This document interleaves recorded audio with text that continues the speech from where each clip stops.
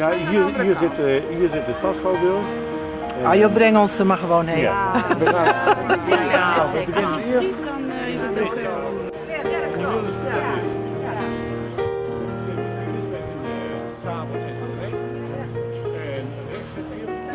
Dat was een lekker Voor de landbouw.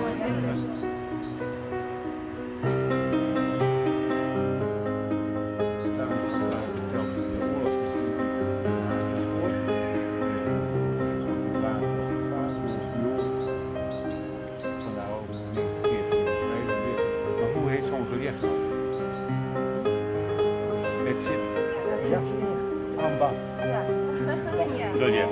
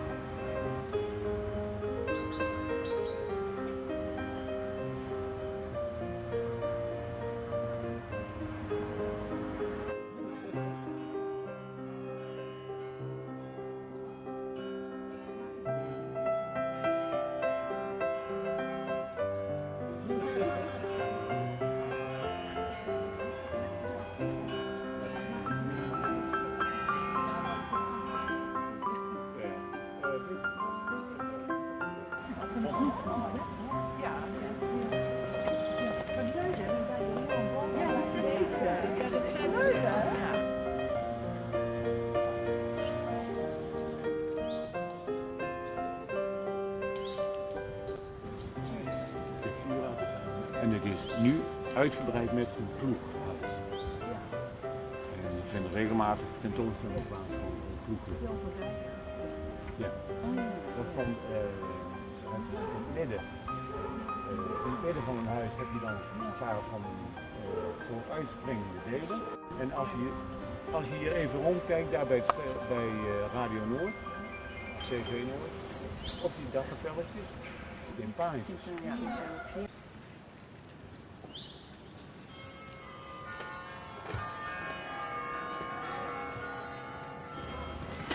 Daar rollen daar op de kant. En aan die kant is nog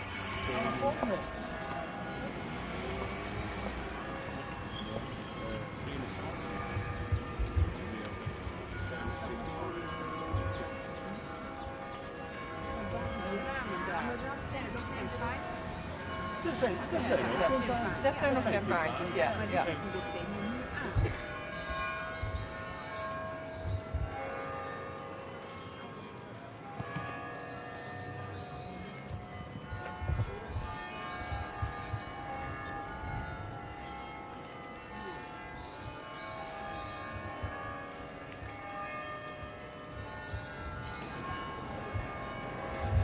Nee, puur versiering.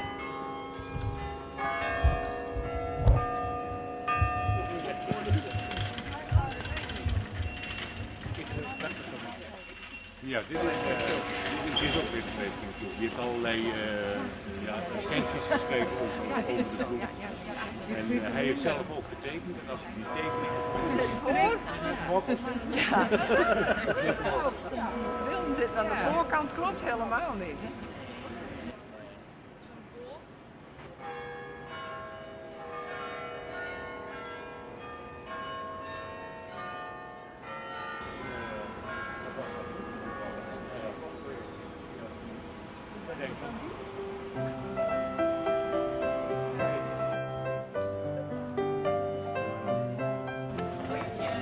Ja, het is niet een officiële ploeg.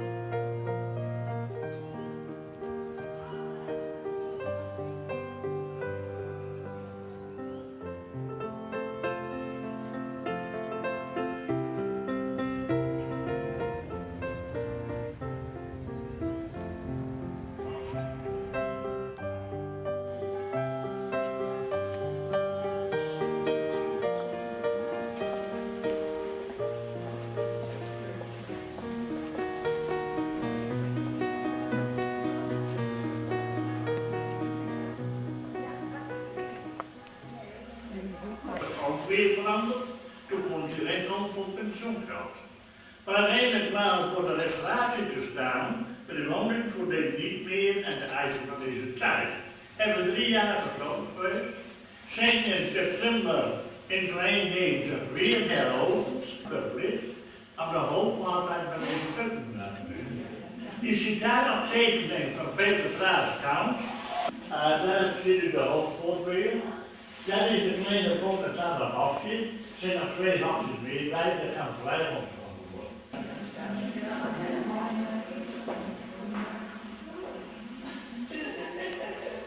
Alleen voor de kamer nog zo'n pap op te scheppen. Voor de eerste toch. De wedstrijd nog kijk nog wel zo'n pap op. Dan heen door de 65 stond hier nog 2 koelpotten weer daar opgesteld. Toen is deze aardheid vanuit het toiletplaats gekomen. Deze zit heel stil en schaal. Die als het verder was. Voor de hoofdmaaltijd kwam die op tafels. En de zang met z'n 4 nog mee schalen toegeven. Vandaar die grote stapel in de room. We gaan nou eerst naar de regentenkamer. Hier wordt nog eenmaal in de maand nog vergaderd. Door de stichtingbestuursleden. Dat is nog gouden bieden behangt. Dat is op blinden geplakt. Je hebt daar nog een open haard met Delft-blauwe tegels erin. Daar op de grond heb je nog 2 doorpotten staan. Ik heb hier 35 jaar in dienst geweest, vandaar dat ik dit werk nog doe. Dus, En u woont hier ook bij? ik woon hier niet bij. Nee. Nee. Die beide schilderijen. Het een uit 1629. Die heeft daar nog een non op bestelling, heilige. Dan in Glas en Lodderaan heeft u nog een oorkonde. Toen gast zij 550 jaar bestaan heeft, toen die stichtingbestuur in de woonplaats wil laten zetten.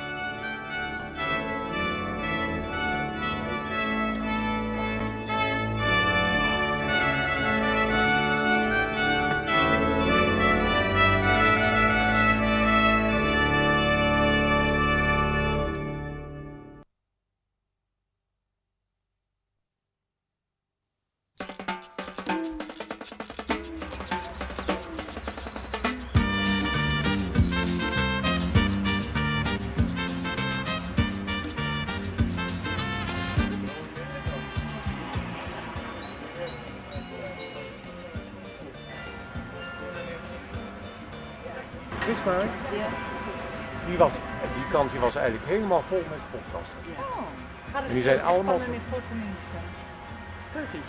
Nee, dat was zo'n winkeltje daar. Het was een winkeltje, het is meer een winkeltje waar heel veel dingen opgepot stonden. Dit is ook een van de oude panden, maar als je heel goed kijkt dan zie je dat er wat mee is gebeurd. En daar is het gebouw niet fraaier van geworden. Want als je naar die bovenste etage kijkt en naar die onderste etage, dan zie je een heel duidelijk verschil. De raampjes hebben ze allemaal bijgemaakt. Ja, die ramen die hebben ze veranderd. En die deuren die zijn er ook ingekomen. En als je nou het grote kantoor kijkt, dan zitten in die schelp zitten 3 verschillende kleuren bruin-geel. Ik vind het op zich dat wel mooi bij dat gouden kantoor, maar het is niet origineel. Nou, en dat schelpmotief, dat kom je hier in de stad Groningen ontzettend veel tegen. Een laag opslag. Is dat nu een kantoor?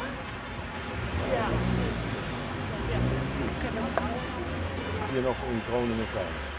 Het andere rococo-ornament is nog het huis van de 13 tempel.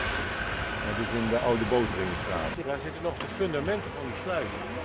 Dus dat je daar nooit met een boot aanlegt, want anders dan kan je bodem wel eens kapot gaan. Er zitten vrij ondiep. En die sluizen die zaten hier en hier woonde daar ginds in die hoek van het Vioolplein, Rapenau. Om te voorkomen dat hij in de rug werd aangevallen.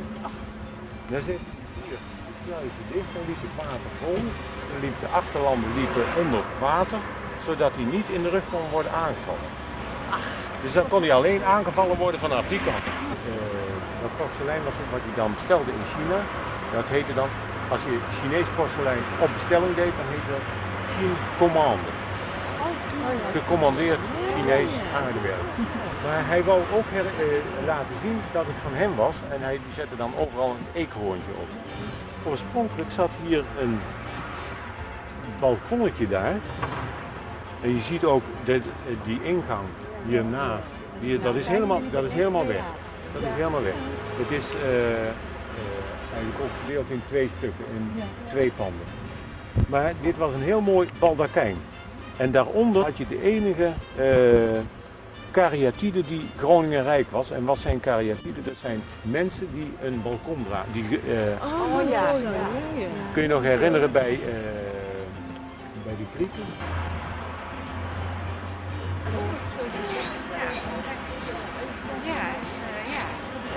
Je kan het, hè? Dat is ook zo mooi, zo'n mooie uitsparing van die blinden voor die lantaarn. Minder platte indruk te geven, zitten die balkons een beetje scheef, schuin, naar voren. Die springen er in een hoek uit. Daardoor wordt die gevel een beetje speelser. Daar konden ze onder, er was een galerij, daar konden ze allemaal langs lopen. En de hoge heren die zaten droog boven. Die zaten lekker warm. En de wachters die liepen daar onder in de galerij. John Dijkstra die heeft heel veel topografische schilderijen gemaakt van Groningen. Die aandacht besteed om een speciaal soort onderwijs opzetten voor doven. Dat toen hij doodging, hebben ze hem geëerd met een monument. En dit monument, dat lijkt een beetje op een grafzerk. Ja, met het hek eromheen. Er staat zo'n hek omheen, maar de doden werden toen al begraven buiten de stad. Maar dit is eigenlijk ook het eerste beeldhouwwerk van de stad. Het eerste beeldhouwwerk wat in deze vorm te zien is. Verder zit onderin zwart graniet. Die 2 trappen. En zwart is de kleur van de vrouw dood. Wit, dan heb je wit marmer. Daar staat, en dat is een zuil, dat is een teken van leven. Wit is vreugde. In de christelijke liturgie dan kom je het nog, als je die gewaden, dan kom je dat nog tegen, geel en wit. Op een gegeven moment kwamen ze geld tekort en toen hebben ze een graveur, hebben ze een prent laten maken van dat monument. En toen zijn ze dat gaan verkopen en met de opbrengst daarvan hebben ze nog weer de rest kunnen betalen. Maar er is nog iets met die tekening. Ze hebben gravure ervan laten maken en die hebben ze in dit monument onderin gemetseld. Oh ja? Van als er iets mocht gebeuren, een beetje naïef, want als daar een bom opgooit dan is dat ding natuurlijk ook kapot. Maar dit is in een loden kistje is dat ingesoldeerd, dat er geen lucht bij kan. En daar is die tekening ook in verwerkt en de etsplaat. Dus als er iets mee zou gebeuren, Kun je hem zo dan hebben? kunnen ze hem zo herbouwen. Ja, maar wat vreemd en eigenlijk dat hier zo'n modern gebouw is gekomen. En zo'n mooie oude omgeving. Ja, heel graag. Ja. Dit is de koopvrouw. Kijk, wat is het?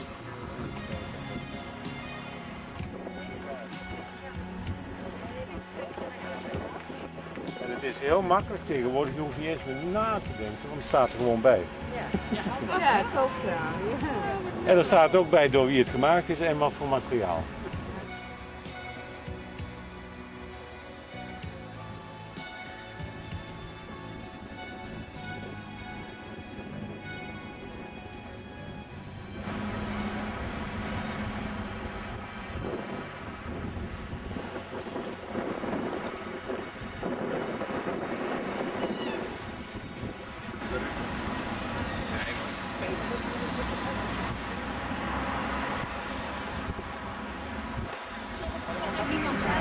Ja, maar hij kijkt helemaal niet in de kant. Hij kijkt die kant op. Kijk, die kant op, ja. Dus dat klopt hier iets niet. Nee. Dit beeld is later in deze gevel geplaatst. Hier heb je nog wel echt het bedrijfshuis. En die worden eigenlijk ook nog gebruikt. Als je wel iemand gaat verhuizen, dan kunnen ze daar en dan.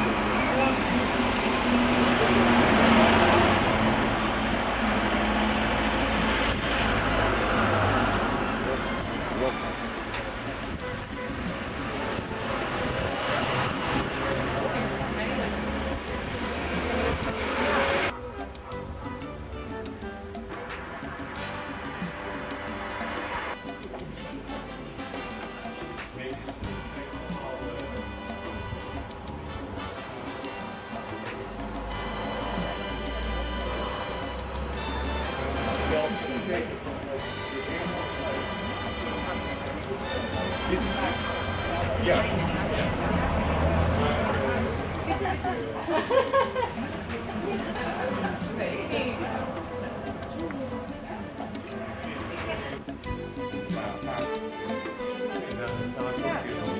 Ja, olie.